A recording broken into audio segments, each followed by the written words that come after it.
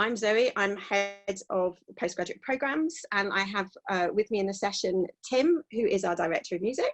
Hello again. I think I've seen everyone, but thank you for coming back tonight.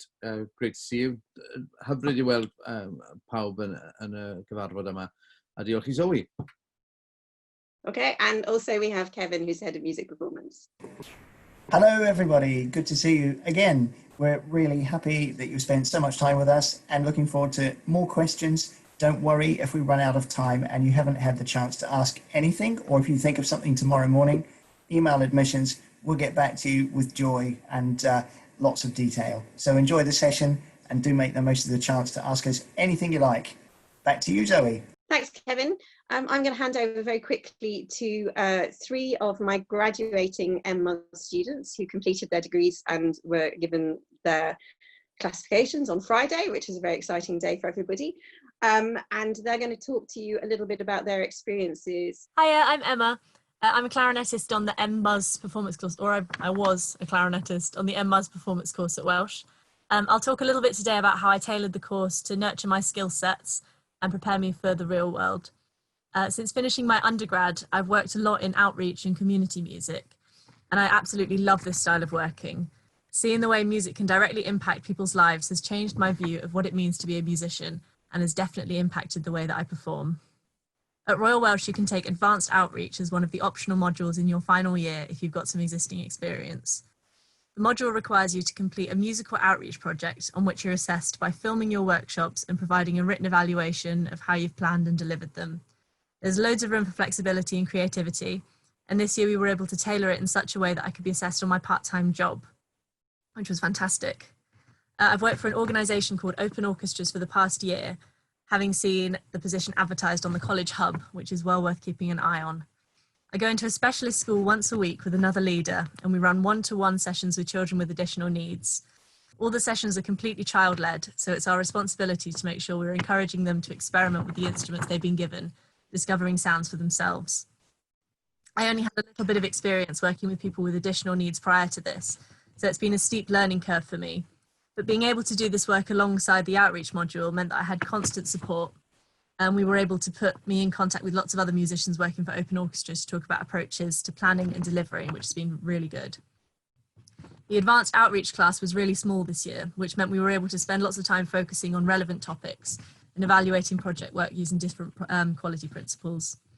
Being in Cardiff as well with two amazing national orchestras also means that there's sometimes the opportunity to participate in projects like the BBC Now Family Concert, where we've helped run try-and instrument stations for the children attending, and recently a big 10 pieces project with 200 primary school musicians in Bridgend. The best thing to do once you're here is keep your eyes peeled for exciting opportunities, say yes to anything that sounds even remotely up your street, and really make use of all the wonderful contacts you'll have while you're here. You'll often get emails from college looking for students to come and help on some project or another, so it's worth keeping an eye out. I'm graduating soon and looking forward to carrying on working for the Music Hub and Open Orchestra, which is looking to expand over the next year.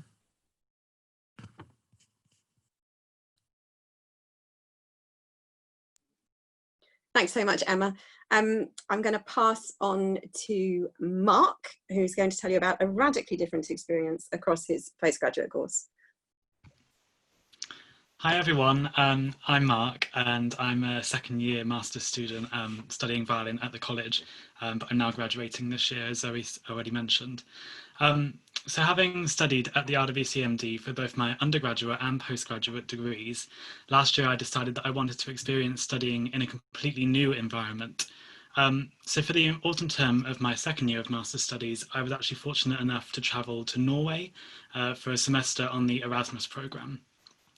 The process started back in January 2019, last year, when I saw a meeting explaining the Erasmus process presented by Zoe herself in my Azimuth. And I was really close to not attending, as I didn't really think that the concept of going abroad was really for me, but it absolutely was, and I would 100% recommend it to anybody who is listening today.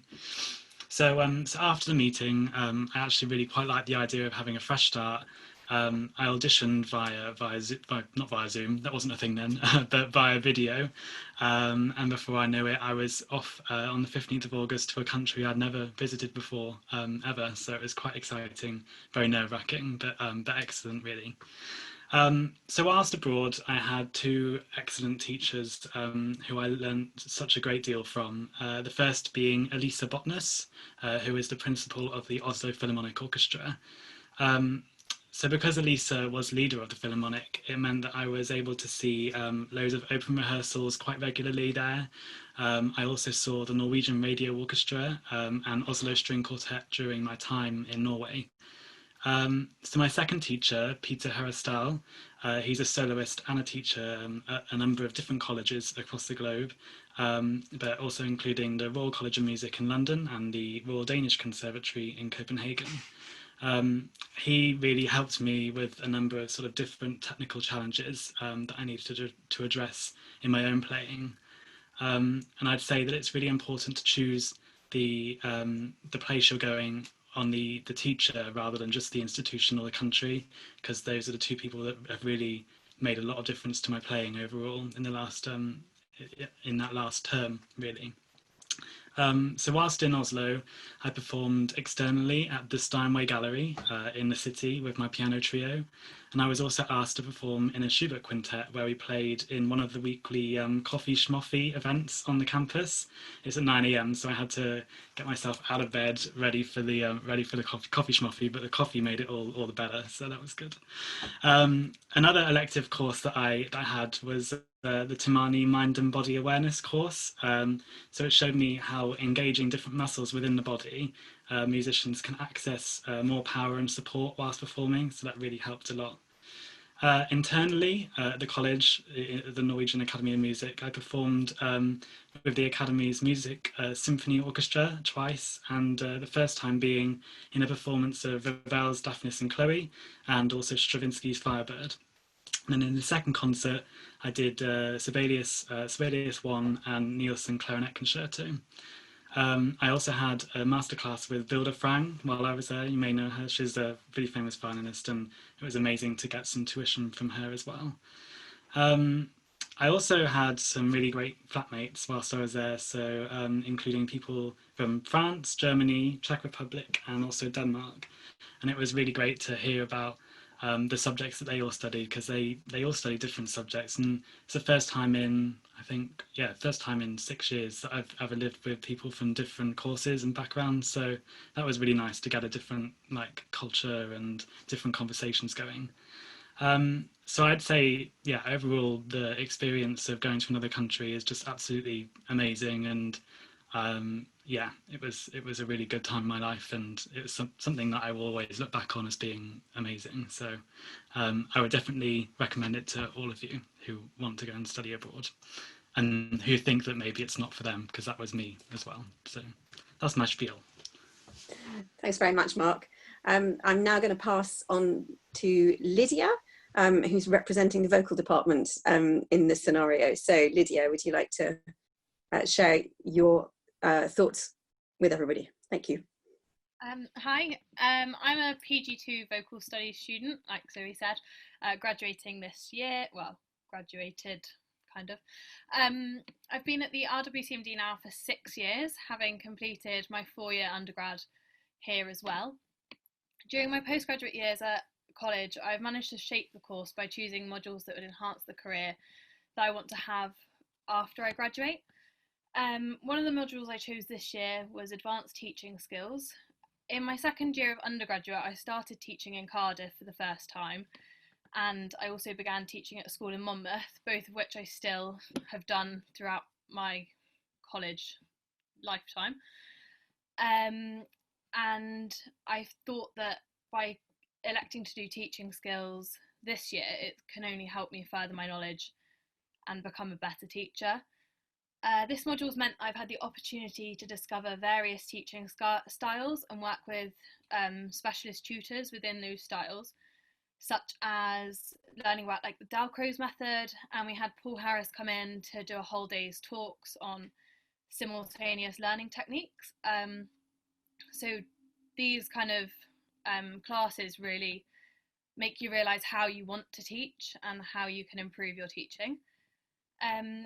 After I graduate this year, I'm studying at the David Seligman Opera School here at Royal Welsh. These last 2 years have made me realise how much I want to specialise in opera, and this is why I decided to audition for opera school and to stay on and do 8 years at the college. This is mainly by being given the opportunity within these 2 years to perform sets of opera scenes. You do one set of opera scenes in the first year of your postgrad, and then you do another one in the second.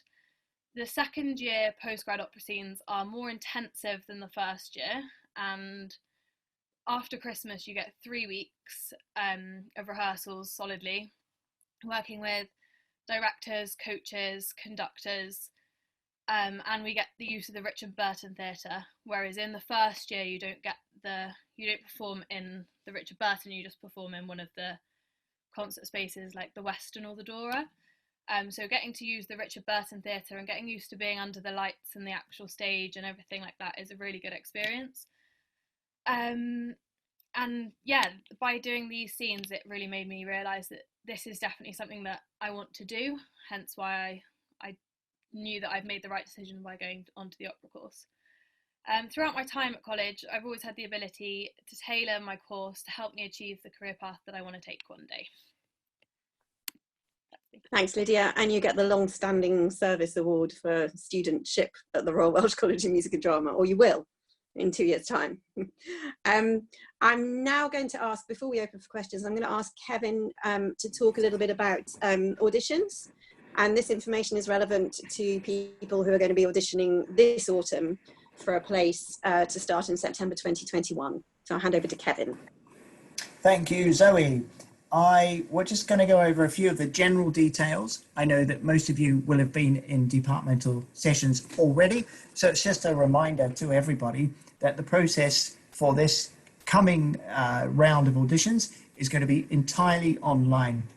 And if you go through the online application process, you'll receive a link that will give you a OneDrive link to enable you to upload an MP4 recording, which is audio visual, and you'll be required to give that to us by Monday, the 19th of October.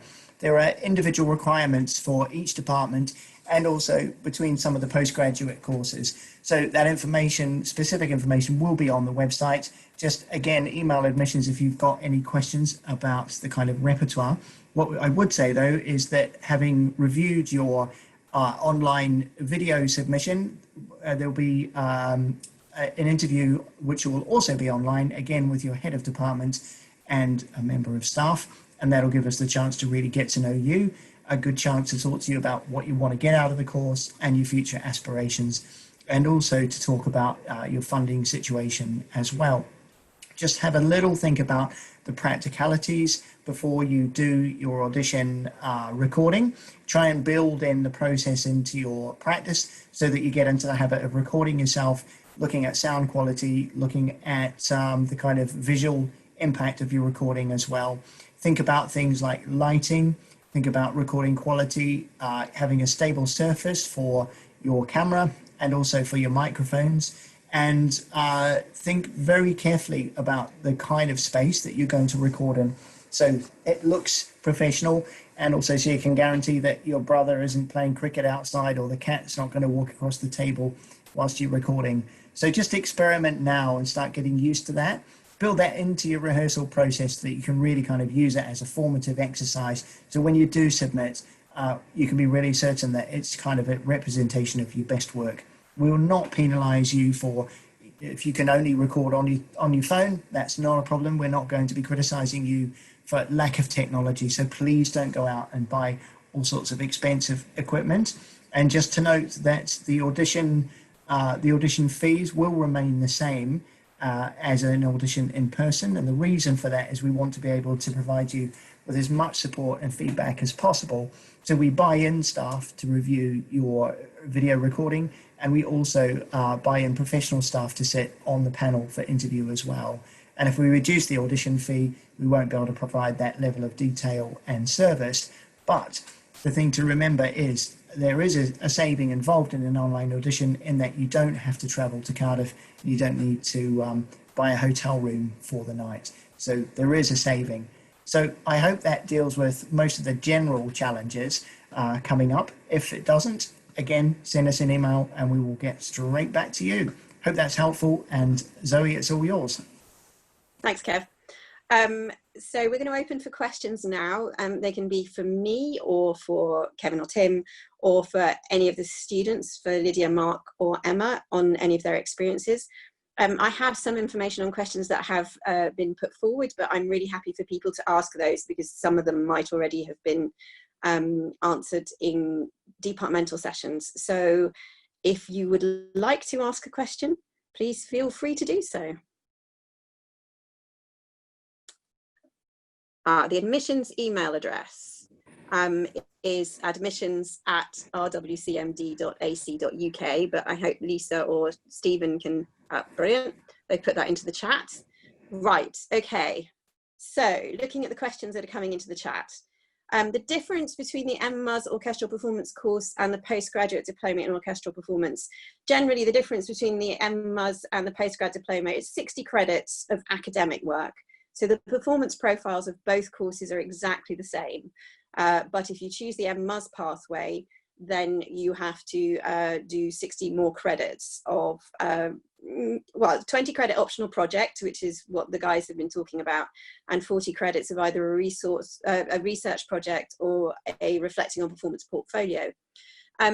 If you want to apply for the MMUS music performance and the orchestral performance course, you just apply for the orchestral performance course and talk about the music performance course in your audition. Sometimes if we're not able to offer the orchestral performance option, we automatically offer the music performance course if we feel it would be suited to you. So hopefully, Neve, that answers your questions. Right, Brexit and Erasmus is the next one that's come up. We know that we've got funding for the Erasmus programme this coming year if the borders open, but that's been agreed because we've brought into the UK has brought into the Erasmus programme for up until the end of 2020, and the mechanism is secure. We have no idea what the UK government or the Welsh government is going to do about Erasmus. As a college, we remain committed to staying within the mechanism. We have a huge network of more than 30 different partner institutions who are happy to keep those relationships going. So we'll be able to still undertake exchanges, but what we'll be missing is the underpinning small amount of European funding that goes hand in hand with it. We are trying to find other philanthropic sources to try and help support that activity so that it will not be shut off for students. So as a college, we're going to stay linked into Europe, and we're going to still be encouraging students to apply for those experiences. Funding for a PG dip. Generally, I think that question implies that you're aware that the master's course gets funding because it is a 180 credit course. It's 2 years full-time or the 1 year intensive. Both of those modes are supported by student finance master's tuition fee loans. I think that's what they are. For any other supporting funding, if you're not eligible, if the PG dip isn't eligible, which I know it isn't, then you can, the starting place for looking for funding is the Help Musicians UK website, where they have a really comprehensive funding wizard, they call it, and you fill in the parameters that apply to you, your instrument, your circumstances, and they help you locate which funds you can apply to usefully. There are other funding wizards available, postgraduate ones, which you can kind of just generally search on Google. And I'm always pointing the students in the direction of trust fund directories in libraries, which are usually available as reference books. And you can go in there and look to see whether there are particular funds you can apply for your geographic area or for your intended area of study, in terms of, you know, arts, music and performance. Mark, what's your experience? I have one little thing to contribute there. Is it a violinist who's asked that question? Is it Dom? I think it was Dom. Basically, no, not violinist. Viola. If it's a string player, well, How dare you, Mark? The Albert Cooper Memorial Foundation for String Artists is really good. I managed to secure lots of funding from them. So if anyone's looking for funding as a string player, I'd definitely go with them because they've got a huge amount of money that they're willing to give away. So if anyone is in need of any, I would recommend them. And they're on the wizard that you said as well. So it's just a little helping hand. Brilliant. Thank you, Mark. So there's some questions coming up about the difference between the intensive or more details about the intensive versus 2-year course. The content of the course is exactly the same. So the intensive course is basically the 2 years squashed into one, which makes it really intensive, as the name suggests. It can be either a 10-month or a 13-month course, depending on what you want to do and how urgent it is for you to complete it. So the strategy for the timeline is very much in your hands. So for example, our brass band conductor who's graduating this year, we have 2 brass band conductors. One has done the entire course, finished in June, from September to June, because that was what fitted his life plans, and he worked incredibly hard and got everything done and had finished everything by June and is in effect graduating on Friday. I have other students who've spread the entire course out over 12 months, so they're finishing their performance assessments in September because that's worked better for them, and they've put the whole thing that's the time they've put aside in order to be able to do that. What happens is that you do exactly the same requirements across the two in 1 year that would exist in the 2 years. You just have to be a very good time manager and have an amazing work ethic, and kind of give up anything apart from being practicing your instrument or your specialism, and completing all the different components and assessments. It's exactly the same contents, but we do work on an individual basis. So in a cohort of 40 or 50 students, we might have 5 or 6 intensive pathway students, and I sit down with each one and map what will happen when according to each individual circumstances. So I think this year, out of 6 intensives, 2 of them have completed now, and 4 of them are still on a stretched out timeline. But the course allows us, the way we've built the course allows us to move blocks around in terms of submitting assessments. The teaching still finishes in terms of all of the module delivery. It kind of for everybody, and each year it generally finishes in at the end of the spring term. Instrumental teaching carries on. If you're going for an assessment, a performance assessment in the end of the summer holidays, which is where it's currently situated if you stretch your course, then you continue contact with your teacher and coach or accompanist over that particular period of time, although clearly with summer holidays sometimes there are holes when people are away, so that it's stretched out. In terms of graduating, that question, it just depends on whether you finished in the June. If you finish in the September, then you're invited to the graduation ceremony the following year. If you're taking a conducting course, can you choose the orchestral audition module? No. The orchestral audition module is a particular specialism. We've set it up to run alongside the orchestral placement schemes at BBC and WNO for students who get onto those but aren't on the orchestral performance specialism.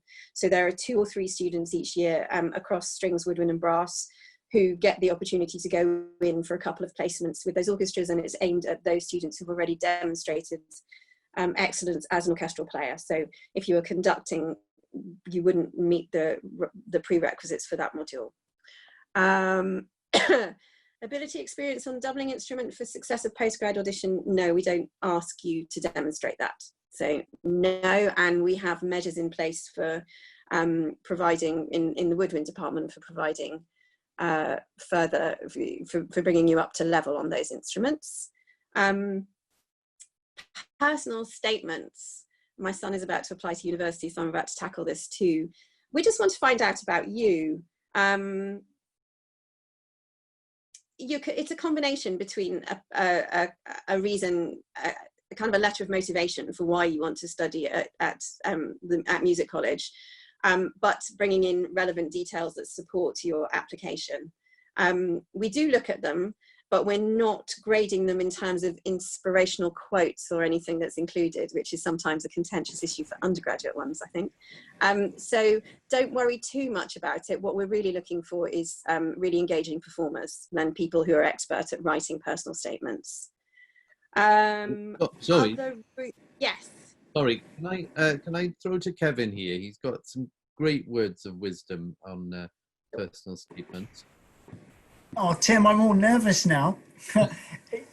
I think the best thing when you're writing your personal statement is just imagine that you're generating questions for the panel. So, we will read through, and it's a great chance for us to sort of dig into what you've written a little bit. So, you're writing a script in a way for us, and it's kind of cues for us to ask you things about your life and to get to know you. So, do use it as a sort of it's kind of a bit of fun in a way. It's a way of getting us into your head, and a way of tempting us to ask things that you want to be asked about. So just enjoy the personal statement process and use it as if you were writing the script for the panel. And you can really feel like you're taking control of the audition process even before you get in the room with us or in the virtual room with us. So yeah, I mean, that's just a little bit of general advice, but it's always absolutely, bang on it that it's about your performance ability, etc. So I think you can really enjoy that personal statement process, and yeah, just play around with it and try and get us to ask the things that you want us to ask is my advice. Thanks, Kev. I'm going to try and answer the question about examples of other routes in terms of entry requirements that Dom's put in. So if this is for postgraduate, sometimes we don't have the same benchmarks available. And basically, if you feel that you are at the level to audition for postgraduate study, then give it a go. I think, sorry, that's kind of like a slightly wild statement, but we have had graduates come in, students come in from all kinds of different scenarios, people without any formal qualifications at all, but have a voice, people who've been very active as musicians in other university discipline courses, have lots of experience, but again, no formal qualifications at the level that we might be expecting. And we, again, I'm going to go back to it, the audition and your potential to succeed as a creative or as a performer is the most important thing to us. If you've got particular worries about whether you might be able to evidence having arrived at the level that you think we're expecting, then by all means share them with admissions, because they come and ask the relevant head of department, and we're happy to discuss on a case-by-case basis. Lee is asking about the support pathway with me crossing over to the opera course students. So I am involved in the opera course in the sense of I have kind of overarching responsibility for the academic framework, and I help a little bit with bits of promotional, well, I'm involved in the assessing, I'm involved in discussion panels, all kinds of things with the students who have kind of reflective interviews for assessments and things like that. So I come along and make sure that we're we're conducting them in the appropriate way for a master's programme. The students are involved in rehearsals directly outside my office, so they often pop in and have a chat with me. So I'm absolutely available as another sounding board and resource for opera students, as well as the normal master's students, if we put it that way. Question about funding for the MA opera directing course is a really good one, to which I don't really necessarily know the answer. But it's definitely a performance course. But if we are able to offer you a place, I think we would work quite closely with you to try and help you identify funding sources. I think that's right, Kevin. Would that be appropriate to say that? It's absolutely right to say that. Yeah, sorry to jump in, Kev. No, I think we have an amazing development team at the college, and there are lists of trusts and foundations, and we have connections with some of these. Of course, there's never any guarantee. Oh, sorry, that's my WhatsApp pinging away. But we can certainly, I think throughout this whole process, what I would say more than anything is keep in contact with us and allow us to help point you in the right direction. I will say that the more specialised funding advice is absolutely is often focused on the opera department, on the opera directing and the advanced opera students.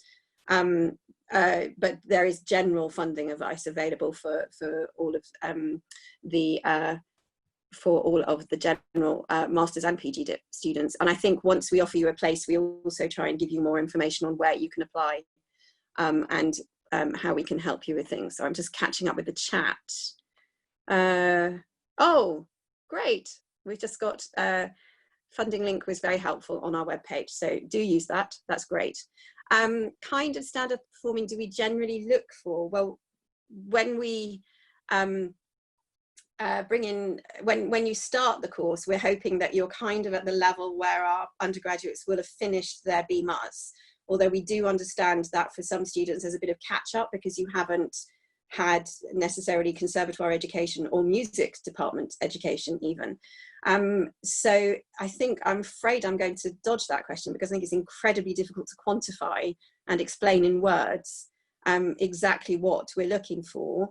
But we really are looking for potential. And the joy about doing the course over 2 years is that you do have time to really develop sustainable technique, really good professional practices, and take advantage of all of the opportunities that are available over 2 years. We don't always offer the intensive course to people who ask for it because we really feel that you need to be at a certain level of both performance and academic skill in order to be able to run express through the course because it's a lot of pressure. So we already on entry will be trying to guide you to the right destination for your particular studies. If you are particularly concerned that to know whether you're the right level or not, then we can absolutely link you up with the heads of study, particularly over Zoom at the moment, to have a very quick consult and a little mini performance with them. So again, if that's something that you think would be helpful, just to answer some questions in your mind, then I would ask admissions if something like that is possible. Absolutely not promising a 1 hour in-depth analysis of your performing potential, but a quick 5 minutes could well be possible. Tim. Yeah, all I wanted to say on this is I think it's really tempting sometimes to think about a box in which you can put yourself in that might be appealing to us. What is really appealing to us is working with individuals with creative potential. We want to see who you are. That's the wonderful thing about creating art is it's never an object thing where it's such a subjective thing. So if you can just really try and be true to yourself as an artist, that will stand you in a much better chance than trying to tick a load of boxes that you think might get you into music college at a postgrad level. I don't know if the students want to add anything to that, Emma, Mark or Lydia. I mean, I realise for Lydia and Mark, it's been a very long time since you actually had to kind of go through the entering conservatoire process in terms of audition and pegging yourself. I don't know, Emma, you came in from university, didn't you? Yeah. I came from Bath Spa actually with Ellie, so that's nice. Yeah, I was really worried about exactly the same, to be honest, because it's a completely different education coming from music at a uni. But I had a lot of consultations leading up to it with I think I had 3 or 4 different teachers, which was really, really useful. And each gave a different insight. And I had a lesson with Rob, who now teaches me at college. And that's really good to know sort of how the course works from that point of view and what you can maybe work on. Yeah, it's really tricky. I'd recommend having some lessons with different people if that's something that you'd be up for. And again, thanks, Emma. Again, if you're interested in that, then just let admissions know and they can try and link you up with the head of department, who again will then try and link you up with particular teachers. Is there an opportunity for instrumentalists to play new music of composers? Yes, I've spent this morning pairing off composers with performers for a set of commissions that we're organising for the National Eisteddfod in the summer. Our composition department is incredibly active and I would say predatory to a certain extent, that it's actively looking for opportunities for its students to write works for people and for those people to be involved in the performance. So yes, we are very committed to that, both for our major ensembles and for small scale chamber music and solo performance. The composers have a very high productivity rate, and they work with electronics quite considerably as well. So new music and new modes of expression and exploring different scenarios for performers is also something that they enjoy doing. What kind of things are involved in the orchestral placement programs? Kevin, would you like to talk a little bit about that? Yes, I would. The orchestral placement programs, if you're on the postgraduate orchestral performance course, the expectation is that you're auditioned by members of the orchestra as well as members of the college panel. And if we all agree you should be on the program, that gives you a direct line into placement work with BBC National Orchestra Wales and Welsh National Opera. I can't put a number on the number of placements that you will be involved in because it totally depends on scheduling for both of those institutions. But there is a guarantee that you work very closely with the players in those orchestras and that you have a chance to experience not only life sitting in the orchestra or the pit or on stage, but also in supporting areas as well, like areas of orchestral management, administration, etc., etc. So the links with those organizations are very detailed and deep. And the hope is that you come out with a very balanced view of what life is like as an orchestral player and what it takes to actually provide the amount of support and the network required to make those kind of institutions thrive. So it's very much based on a personal relationship with players within the orchestra as your tutors and mentors, a real life experience playing in those orchestras, and also a real behind the scenes experiential journey, if you like, to really know everything it takes to make an orchestra or an opera company work properly. It's a very interesting course, it's a very challenging course, and one of the big distinctions of the postgraduate orchestral performance course is you're also assessed in ensemble. So instead of standing in with a piano playing solo material, your orchestral skills, what it's all about, and that's where your assessment opportunities lie in those large ensemble moments. I hope that's helpful. Does anybody else have any questions that they wanted to ask that we haven't answered so far? Can I say? Feel free. Sorry. No, I was just going to say some fantastic questions there. Really, really brilliant, really probing, and that's exactly what these sessions are for. I'm trying to think if there's anything else that anybody wants to know. I think we've probably talked about most everything. People are always very keen to know about timetable, and I'm afraid we can't give definite answers on how many hours a week you might have this or that, just because of the way we deliver things, which might be in short blocks or long thin ones. And so we never commit ourselves because it's shifting sands. The students will tell you that no week is ever the same. Some weeks they're in 5 days from morning till night, and other weeks it's maybe 2 or 3 hours. But alongside that is all of the practice that we expect you to be able to do to develop your craft. So musical theatre department using instrumentalists for their shows. I love a good musical, as do I. Yes, absolutely. We have a specialist woodwind tripling pathway, which was designed to train musical theatre pit musicians. And we've got some repertoire sessions where the woodwind and brass students get together and go through musical theatre numbers. And we do serve as the instrumental ensembles for all of the musical theatre productions. And we're going to be introducing a bachelor's in musical theatre, so there's going to be even more musical theatre productions to work with. So that's great. So yes, it's very active. The crossover between the courses is very helpful from all angles. Can I also say on that, Zoe, that in addition to the musical theatre, very often plays in the straight acting department will require live musicians to be with the Richard Burton Company. And that's one of the really special things about the Welsh College, is the fact that we have this phenomenally active drama department and an amazing design department. It's a real community of creativity. It's not just a music college, and those links. And we also, just on pointing out, a new head of drama performance, and I think that there's going to be more opportunities for that sort of collaboration. So it's an exciting time to be coming in, I think. My final bit on this is I was going to draw in Lydia, because I think you were in the chorus, weren't you, last year? Did you not do it? No. Oh, there was a call put out for vocal studies students to participate in the chorus The Hunchback, because they put on a wonderful production of Hunchback of Notre Dame, and some of the vocal studies students did get involved there, didn't they? I think. And so there was collaboration there, because they only have 15 students, I think, on the MA course for music theatre. So they need a little bit of bolstering there. So it wasn't just the instrumentalists who got to have a joyous time pretending that they were in Notre Dame. I think that's everything that we've got time for. Lisa is being very good in keeping us on schedule, and it's been a very long day for my colleagues. I know they've been in and out of lots of sessions.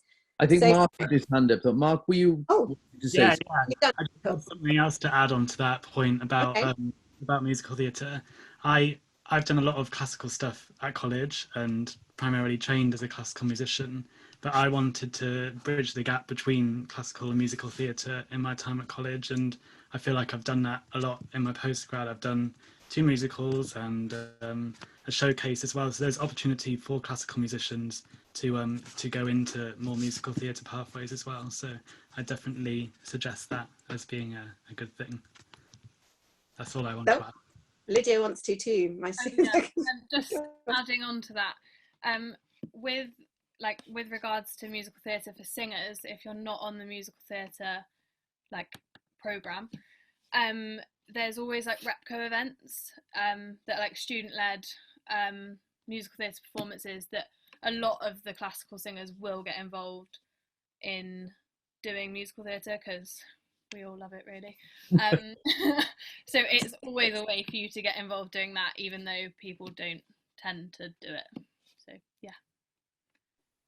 Lovely. Right. Thank you very much for being with us. Do send us further questions if they arise, or if there's something particular to your set of circumstances that you want an answer to. I feel like I'm on an airplane saying thank you for travelling with us today. Safe onwards journey, and we look forward to meeting up with you again soon. And stay safe and well. Thank you very much.